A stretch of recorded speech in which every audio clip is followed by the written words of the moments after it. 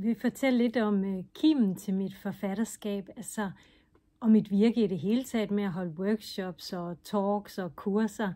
Hvad er det ligesom, der er kaldet eller kimen bag det her? Og det var sådan, at for nogle år siden, der fik jeg det, som jeg jo senere har kaldt min hjerteåbning. Gennem en dyb, dyb sorg, så var det simpelthen ligesom om, der blev åbnet op til hjertets energi af kærlighed og indre ro. Og en boblende, ubeskrivelig glæde, som bare strømmede ud kontinuerligt. Og det var jo en helt ny måde at være i verden på, en helt ny tilstand, som jeg jo ikke anede eksisterede.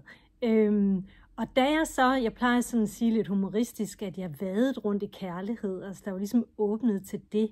Og da jeg så havde vadet rundt i det noget tid, så tænkte jeg, det skal jo deles det her, altså jeg bliver da simpelthen nødt til at dele, hvad er det for nogle nøgler, der ligesom kan låse op til vores indre, til den her tilstand af kærlighed og tryghed.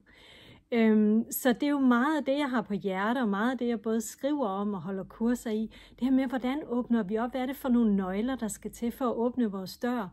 Men også, hvordan bærer vi så det ud i verden, det lys, som er det, som i virkeligheden er os, vores sjæl. Hvordan udlever vi det i verden bedst muligt? Rigtig hjertelig velkommen til.